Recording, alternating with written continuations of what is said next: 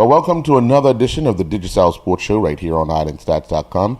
I'm your host, Earl Bazin, and joining me yet again is Jason Juggling J. Ford. Jay, plenty of sports. Big weekend. Yeah. Kept me busy. Yeah, you sure was. But I survived. I saw you here, then I saw you there. Heard you was there, then I heard you left there, then you went somewhere else, then I couldn't keep up with you. It's one of those things. Got to get it done. Got to get it done. Yeah. From morning to night. Yeah. Sun up to sundown. Moon up to moon down. Wow, seeing that. But we also have a report of the under-17 girls playing last night in Haiti against Trinidad.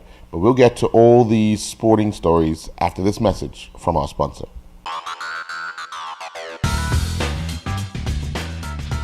You may have heard Digicel is bringing the only true fiber-to-the-home network to Bermuda. But what does that mean? Fiber to the home is the fastest and most reliable way to access the internet. And with Digicel's fiber internet, the fiber goes all the way into your house. It doesn't just stop at the street.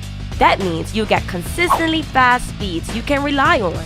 Think of it as a brand new internet highway that goes all the way into your home or office, and you can be one of the first to enjoy it.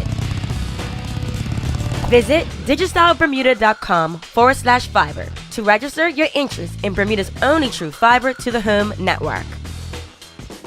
Well, Jay, biggest story of the day yesterday was the Bermuda under-17 women's national team taking on Trinidad in Haiti, the final round of the CONCACAF qualifiers. Bermuda was looking for a good start and got that good start with an early goal from Leilani Nisbeth. Unfortunately, Trinidad equalized. Bermuda went ahead 2-1. Unfortunately, two serious injuries took out two of our leading players in the team. And then Trinidad was able to score again, making the final score 2-2. We didn't lose, which I think many will be okay with.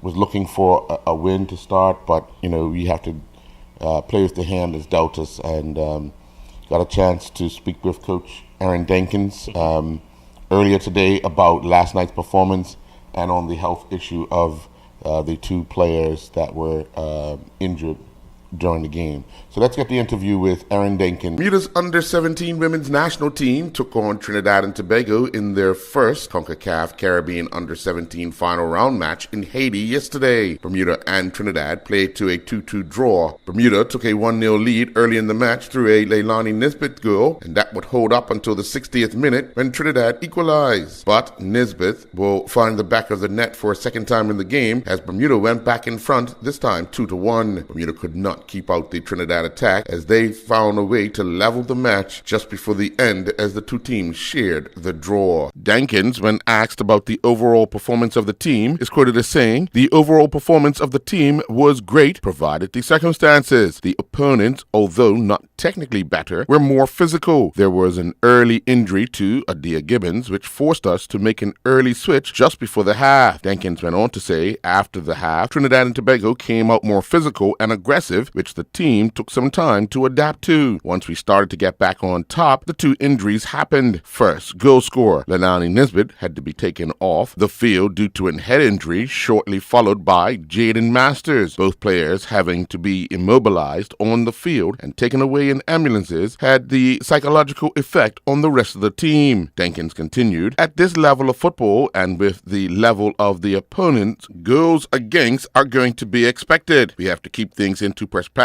and focus on the fact that with all of the adversity on the field, the girls finished the game with a positive result." He concluded, "We now have to focus the players on the next opponent, which is another top-level team in Jamaica." Well, Jay, that's the interview with Aaron Dankins. But he's got to quickly get the girls ready for tomorrow, where they would face Jamaica. Whatever result they get out of that, they'll have to wait until Friday and Jamaica play Trinidad to see if they are one of the two teams to advance. There's three teams in the group. Top two teams go to the next stage, where It's almost like a slingshot. If you win that playoff match, you're in. If you lose, you're on the outside looking in. So we'll have to wait and see how tomorrow materializes, how the girls get up for tomorrow's game against Jamaica. But, you know. Hold on. Because I'm getting this tone from you that doesn't seem. I'm excited. I am as well. I'm excited. I mean, no, I'm excited because 2 years ago we will never even think that we'd be in this position, Earl. Not at all. You know, and yes, who knows what the conditions. The first things first is obviously the health of these two young ladies.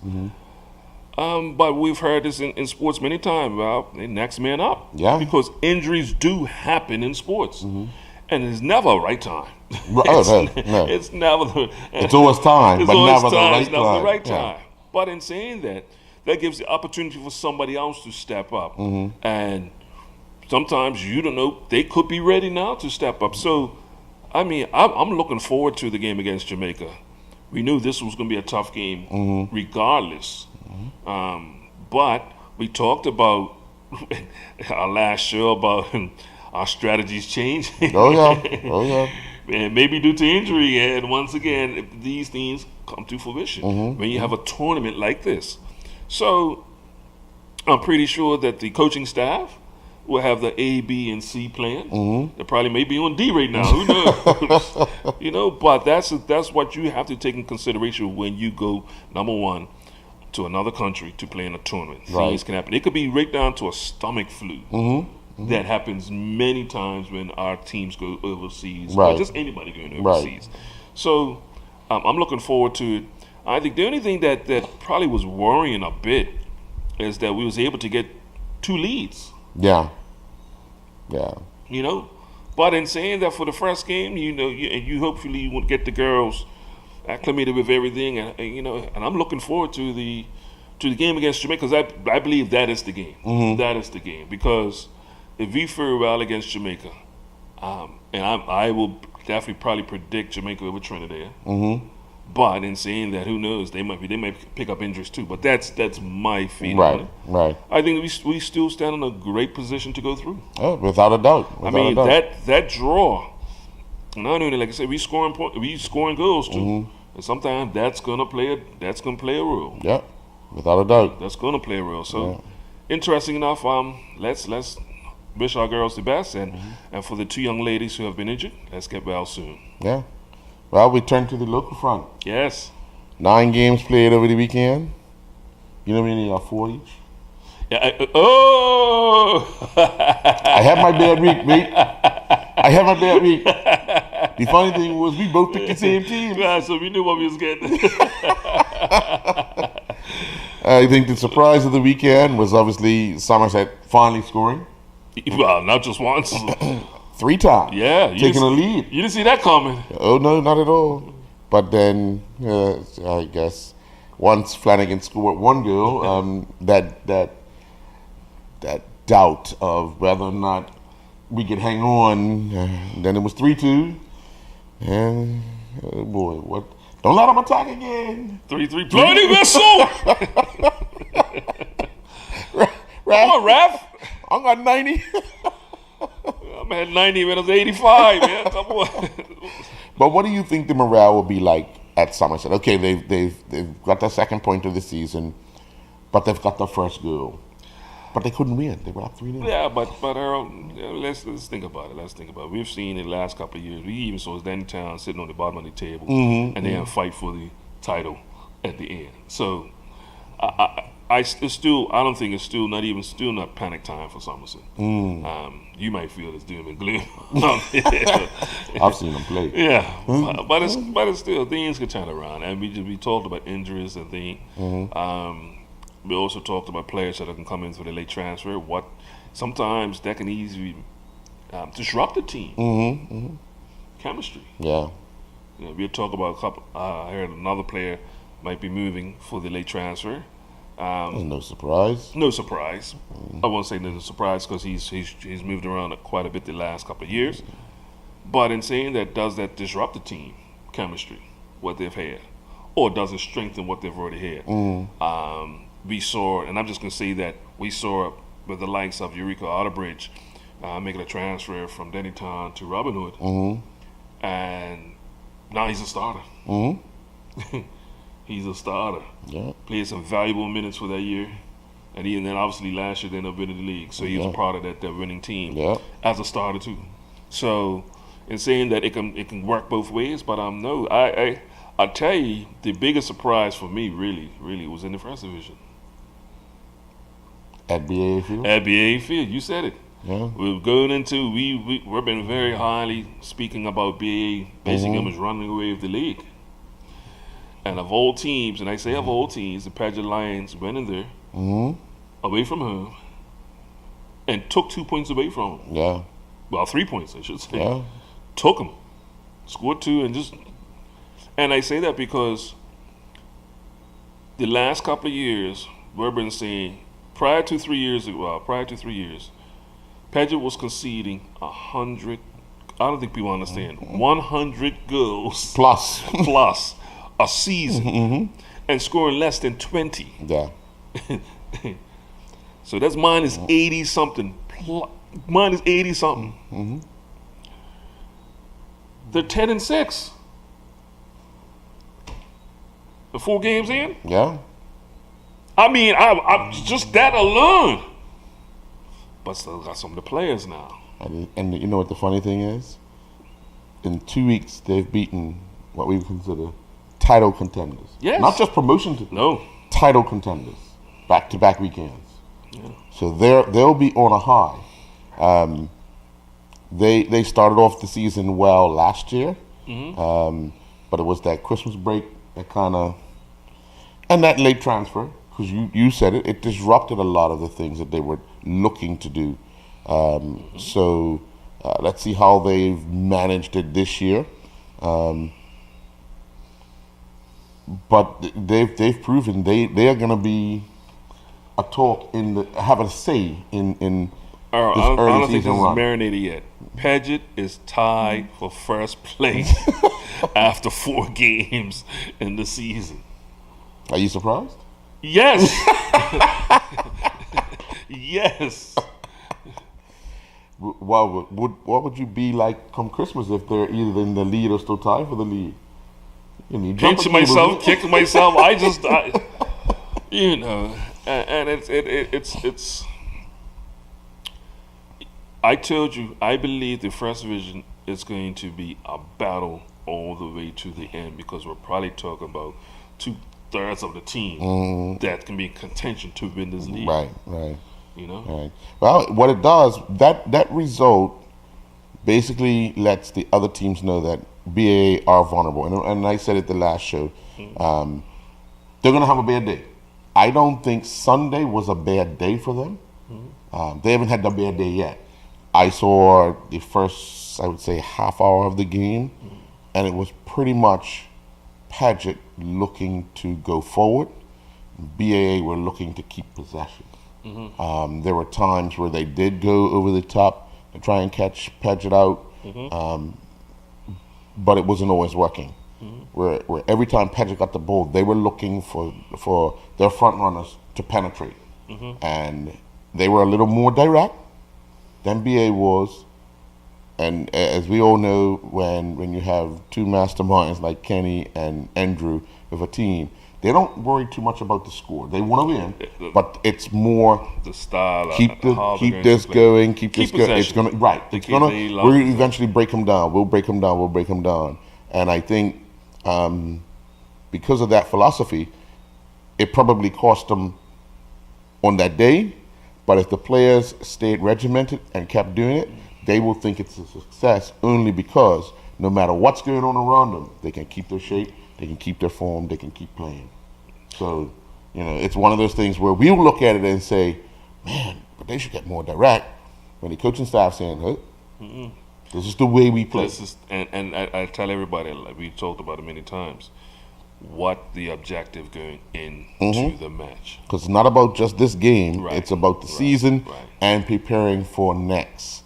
Keeping that pace of the ball moving around, keeping possession. Even if you're in the touchline of the defending team, but you want to keep possession, you can. You go back to your goalkeeper because you still are in possession of the ball. You're not defending. And sometimes that's one of the things that these guys, as coaches, emphasize with these players, that keep possession of the ball, always stay in control. You never know what your opponent's going to do when they have the ball because you can't dictate that. So it's one of those things where, hey, let's keep the system, let's keep the formation. Okay, it didn't work today, but guaranteed it will work eventually. No. Yeah. Two other surprises. St. David's also being tied on top of the table. Yeah. With a 3-2 victory over Wolves. We predicted that. I think there's one we did get right. Yeah.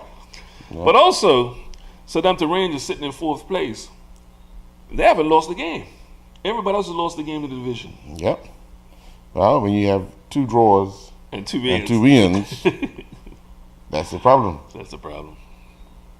Yeah. So. And I think also for me it was the score line with them in Southampton Wolves? No, Eagles. So they was playing Wolves. Southampton. Oh, you said Southampton Rangers. Yeah, oh, right. The Rangers play Eagles. Right. Well, Rangers are going to be one of those teams where when they're on, and they've proven it in 4 games this year. When it's not getting right, boy oh boy. The interesting match, and I think the matches that we're going to probably look forward to, I think one's coming up very shortly. Obviously, it'll be the St. George's and St. David's. And keep an eye out on Rangers and Pageant because you have a lot of players who have played for both. Yeah. And we normally see that when we talk about the first with the Premier, the likes of Derbyshire Cougars, Boulevard, Dennytown. We know players that basically played for a few of them. Well, it will be remiss of me if we didn't mention this. Do you know that there's only one team now in the league that has yet to give up a goal? Yeah, and I was, when we looked at it, it's like, okay, I could see this possibly happening. We talked about it. Surprise, yes, because I won't say the goalkeepers was the strongest strength, but Derbyshire Cougars. Yeah. And they're sitting in 2nd place. Comfortably. Yeah, so it's going to be, but you got to look at it that if you look at the games they have played, they haven't really played the top teams yet. So that's coming. Take advantage of the situation when you got it. So they could only play what been put in front of them. Thank you. Yeah. So, their tests are coming. The tests are coming. And it's going to be to see how they make up. And with a young squad, right now, with this confidence, you know they're fearless. Yeah. Well, the good thing for them is, again, I always say Bermuda sports is only motion. They are feeling good about themselves, regardless of who they play. Yeah. As long as that don't creep in your mind, you played social club, you played crossroads, you played this. As long as they don't allow that talking in, they've won their games. Yeah. They are yet to concede a goal. So, PHC had yet to concede a goal till they gave up 2 on Sunday. They end up with a draw. But it's one team is left, and if they take that into every game, hey, we're the only team left not to give up a goal. Because even the result over the weekend, 3-0 over Boulevard, we saw that as a victory. Yeah, that's one of the ones we got right. But I don't think we saw that as a 3-0. Nah, well, yeah, because I've seen both teams play. If we had to go by score, I think we'd be minus 45 right now, both of us. But you would have expected a different score line. Yeah. Not a result, but a different score line because the way Boulevard's been playing, they go to Somerset and beat them 2-0. You said confidence and pride over something good. Yeah. So. And then it's been almost 15 maybe years that St. David's was their home field. Most of these guys would have only been born or just toddlers when St. David's was Boulevard's home field when they were, I would say, dominating football in Bermuda. When you had the likes of Andrew, David, Bigger, you had Roy, they had a team. Older brothers. St. David's fitted right into how they wanted to play. Yeah. Spread the field wide, knock the ball around, give your individual talented players the opportunity to be one-on-one with players. Payback, the Casey brothers. Yeah, so they have a lot of memories and a lot of history on at Lords and St. David's. But their first time back in a long time, we'll scratch that one out. Yeah. Well, 4 games in. 4 games in. Things are shaping up. Can't wait till we talk Thursday on the games that are coming up on the weekend. Yeah, all right. Well, we'll be back after this message from our sponsor. You may have heard Digicel is bringing the only true fiber to the home network to Bermuda. But what does that mean? Fiber to the home is the fastest and most reliable way to access the internet. And with Digicel's fiber internet, the fiber goes all the way into your house. It doesn't just stop at the street. That means you'll get consistently fast speeds you can rely on. Think of it as a brand new internet highway that goes all the way into your home or office, and you can be one of the first to enjoy it. Visit digicelbermuda.com/fiber to register your interest in Bermuda's only true fiber to the home network. Jay, on Saturday, the Bermuda leg of the Special Olympics took place with a torch run from East Central, West Central, meeting up on East Broadway, heading to City Hall, and then from City Hall to the National Sports Center. All in all, it was a good day for all involved. You had members of the Bermuda Police Service, Fire Service, I want to say corrections, some clubs. clubs. Pacers Track Club, the regiment, all taking part to help out a worthy cause to make these athletes feel a part of Bermuda sports. Bermuda's Special Olympics torch run ended at the National Sports Center on Saturday with a track meet then taking place. The torch run involved members of the Bermuda Police Service, Fire and Protection Departments, as well as athletes and members of the Pacers Running Club. The torch runners came from Somerset and St. George's, meeting at City Hall before heading to the Sports Center to light the cauldron as part of the opening ceremony for the event.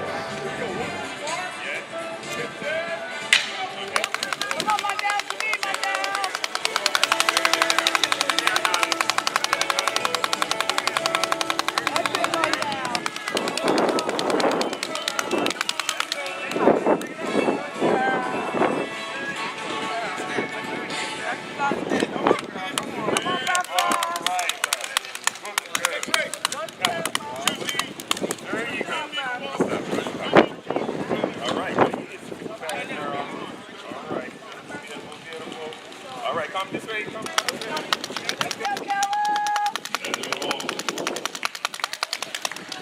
Carol!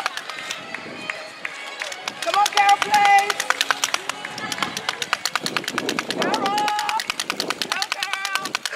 Go, Carol! All right, Carol! Good job, Carol! Good job, Carol! That's it! Go! That's it, awesome! Let's go, John! Go, guys, go! Walk, that's it! Walking, walking, good, awesome! Good, come on! Stay in your lane, baby! Stay in your lane! Stay in your lane! Stay in your lane! High five! Good man! Good man! Good job, awesome! All right, up there, brother. Good job, awesome! All right, DG, let's go. You know, the smiles that we would have seen You at the just National said it. Sports You Center just said it. when it came down to competition time, man. Unbelievable. Man, Earl, this is something that, and obviously, I'm seeing the day. I knew going in that I'll be happy. But the amount of smiles, it was nothing but winners. Because when you saw these athletes, and number one, being where they are, Yeah. that excites them right there. Yep. I'm on this track. That excites them all. And then you got people cheering for them. Yeah. That excites them even Yeah. more. And it doesn't even matter as long as they finish. That excites them. Man, it's such a good feeling, and to see the people to come out and hopefully we can get more, because hopefully they're gonna have more meets Right. leading up to, and they have to go, I believe, to Dubai next year. Right. So this is all not only trying to get the athletes used to track meets. Right. It's not like they train up there. Wow. Right. Right. For a few of them, may have been the first time ever being up there on the track. Well, I know. I mean, we looked at them doing the standing long jump. Yes. And you can tell it was all new to a lot of them Some was because being taught right there Yeah. how to do. Yeah, yeah. And it was just to see whether or not this is something for you or something not for you. You know, you had the softball throw, some were throwing overhanded, some were throwing, but the joy in which they were having, just being there. And Earl, you know what? And it brings you back to that naive place of sport where you almost block out the world. And that's my best throw. I'm happy. Right. I don't care what the mark is or what the jump was. Yep. If that I know when I've done good, then you see them raise their hands Yeah, up and yeah, you think yeah. they won a gold Once they medal. hear that name, oh yeah. And believe it or not, they had first, second, and third medals, but everyone that got a medal, Just listen, Yeah. that was good for them. And, just to be a part of that, just to be around that was a special, for me, it was very special because it gets me to see a different light of sports. I mean, I'm to a place right now with sport that it becomes a little frustrating going to sports because people are not enjoying themselves. Right. Where you get to see these athletes. Pure, genuine enjoyment of sport and what sport does for them. And that brings you right back around to say, you know what, let me keep doing what I'm doing and hope that the other athletes get a taste of what these athletes are going through, personally, emotionally. Wow.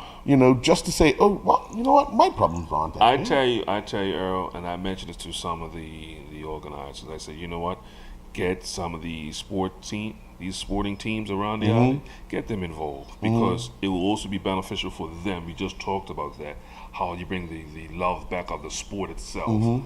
Because these athletes, and I'm calling them athletes because they're on they are performing. It's just genuine love for what they do, and they can. And I'm pretty sure they probably wake up the next day sore. Sure. Yeah, look at this shit. Some of these muscles don't never be.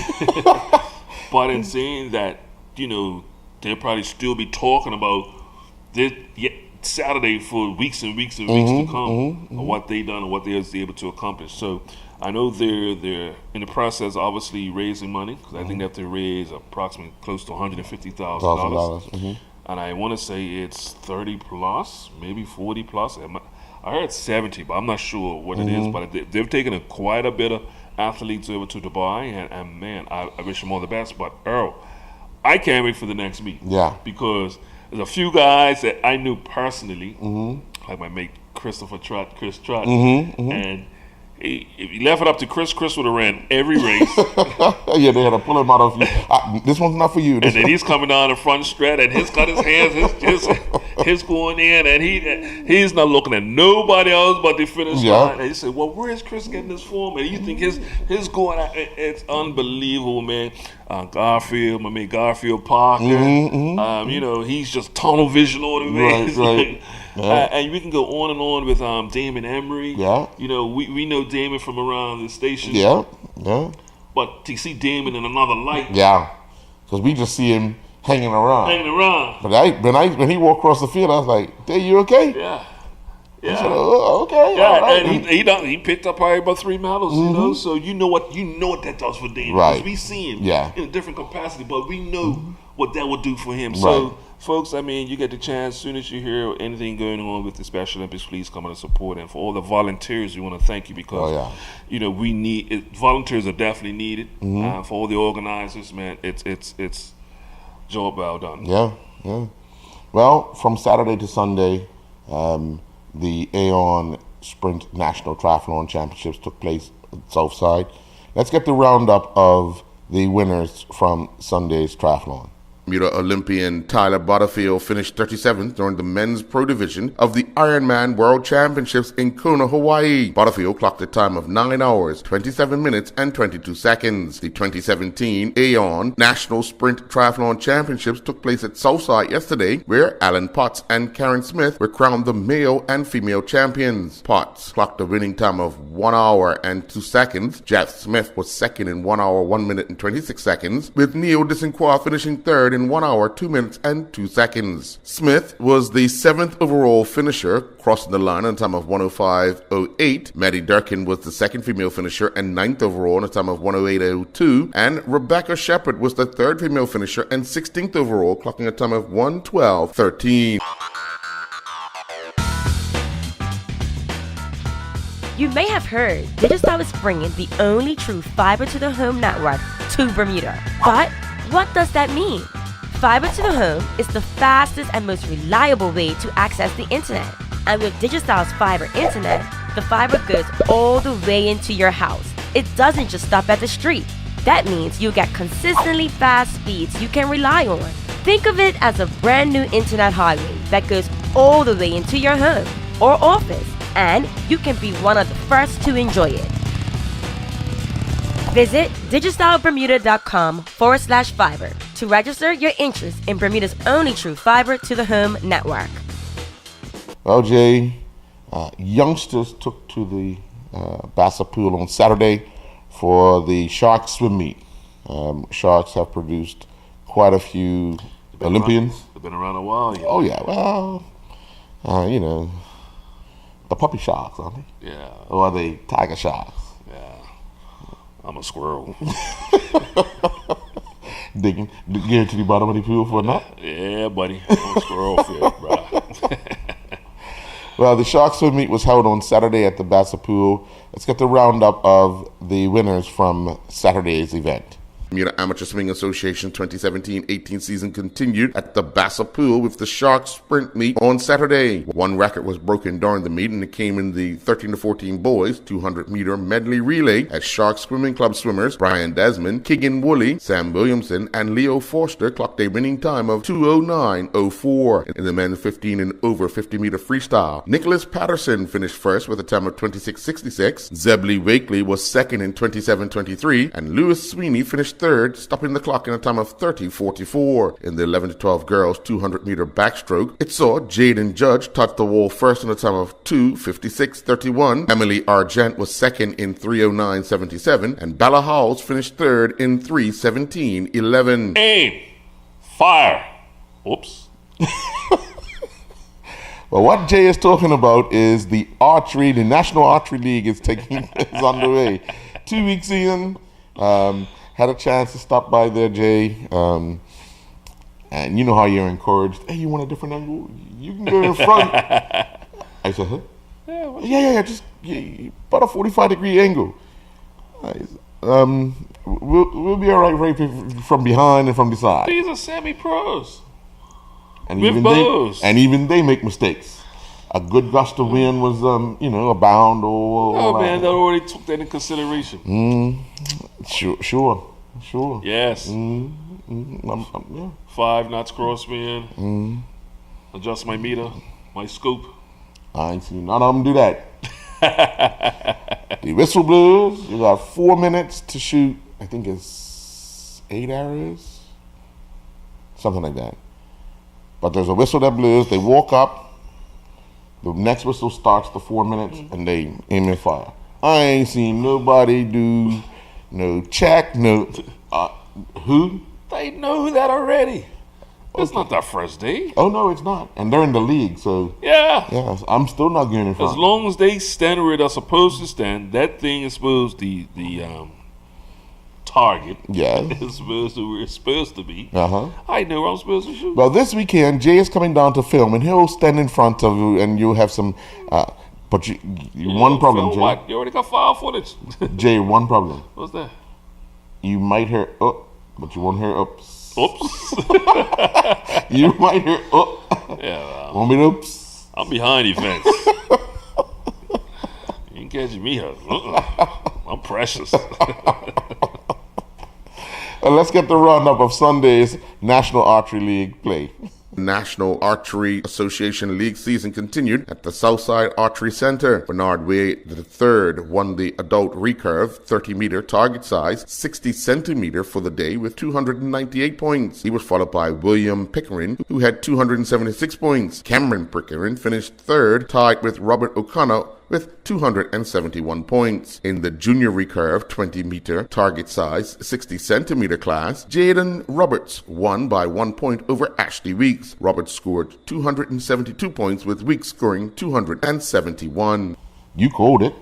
Rough. That's all you can say, ain't it? I can say a lot of other things too. Saturday night. Just not for camera. Saturday night, Devois Whaley and his Arkansas teammates You can't even say where did it go wrong. ran into Alabama. Yeah. You knew what you was getting. Oh yeah, number one team in the state, the country. All you're doing is hanging on for dear life. And because of that, because of the position that he plays as running back, if you fall behind, it's not much running they're going to have to do to try to survive. He had 5 carries for 18 yards. That it. Yeah. The other running backs, I think, no one had more than 6 carries. I was going to say, and they didn't fare much better than No. 18 yards either. The guy Williams, the third, he had 6 carries for, I think, 11 yards. Yeah. Well, he had 19 yards, but gave back 8 trying to get out of the way. Yeah. It was coming. Yeah, I mean, when you look at it, but going into, they were heavily underdogs. So it's to be expected. Mm-hmm. What you did want to come out of that game was injury free, right? And for the most part, it looked like that's what happened. Mm-hmm. But just to see, once again, always good to see a Bermudian on live television. Yeah. Not recorded, live, not on the internet. He would cherish that moment. Live, and don't even worry about the score. The announcer saying, his name. That's what I took from it. Mm-hmm. And I can always say now I've seen it. Right. You know what I'm saying? Right. Live. Right. And I had to didn't say much. We had to go do an event. But once I got to see him, then I said, you know what, I can leave now and go to my next event I went on Saturday night. Well, Devois is not the only one, because we have Alan Roberts' son, George Roberts, who's playing for Delta State. Little different position. Well, you see the size of it? We're not going to really hear his name too often. No, but if an offensive lineman, if you start hearing his name, most of the time it's offside, holding. Trying to protect the quarterback. Yeah. But he's been one of the lead offensive linemen. He's huge. He's huge. Take him out for drinks, not for food. I don't know what side of the family you came from, but he's huge. We don't produce. He's huge. You see, nothing fit him. Yeah, the jerseys. The helmet nothing fit him. Prime time for It was a custom helmet. Yeah, that's prime ready for NFL, man. Some NFL. He's just standing there, just put his arms out. He is huge, yo. Unless that was a pitcher up against smaller dudes, but he was huge. Well, got a chance to see some highlight reel of him. He's pretty quick too. And when they run left, he's the lead for the. That big? Yeah. Now, Jay, if you see him running at you and the sun disappears, I'm laying down. I'm playing dead. Is he going yet? Yeah. I'm playing possum. Let's just look up. He is. That hurts. Oh yes, it does. His got to be 350-ish Easy. plus. Yeah. 6'4"? 6'6". Whew. And if he's running towards you, smiling. That collision is not going to happen, man. I can promise you. It'd be a highlight reel for It would be a highlight for me. While you're still in your hospital bed, you be looking at the TV, playing over and over and I'm in over. a buddy cast. Some oochin. No, sir. Knock the sport right out of me. Hey, I won't take that subject, man. You got me thinking some bad situations right now. What was his name again? George Roberts. George Roberts. I am not playing you ever. Well, you play with him, not against him. I don't care. He might slip. I'm not, no. We might be in the same pile together. Nope. And we might be trying to come save me. Nope, I ain't doing that. Oh, okay. You'll be the announcer. Next.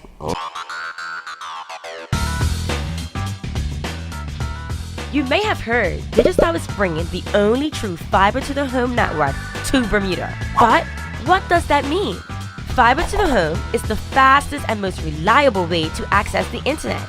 And with Digicel's fiber internet, the fiber goes all the way into your house. It doesn't just stop at the street. That means you get consistently fast speeds you can rely on. Think of it as a brand new internet highway that goes all the way into your home or office, and you can be one of the first to enjoy it. Visit digicelbermuda.com/fiber to register your interest in Bermuda's only true fiber to the home network. Friday night, Jay. What At happened the to Michael Priest. I'm sorry, Friday night. Friday night? At the Michael Priest Softball Diamond was the playoff championships in softball. Let's get the roundup of the two matches played, the lower tier and the upper tier. Commercial Softball League season came to an end with finals held at the Michael Priest Softball Diamond on Friday evening. The lower tier double elimination champions are Ragamuffins, who defeated the Mini-Me's 12-11. Bermuda Pest Control annihilated the Parakeet Flyers via the Mercy Rule 22-2 in 4 innings to win the higher tier double elimination championship. Before we go, Jay, we just want to say to the under-17 women's national team, good luck tomorrow night. You've already done Bermuda proud. We know you're going to do us a proud even more. We look forward to the outcome of the match with Jamaica, and we'll be with you. Most definitely. And also, Earl, something for you this week. Because you've been covering the pool League, yes. Pool League, all right?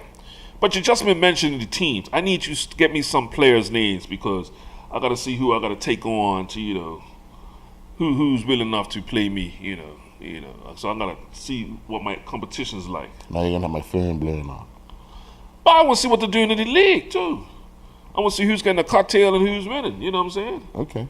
All right. Is it possible? I mean, can the organizers of the pool league can you submit the players, the matches, just so we can keep a track on who's got bragging rights? I actually have that.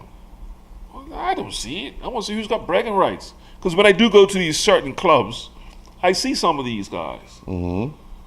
And they're in my ear, but I just think they're lying. They tell you they're good?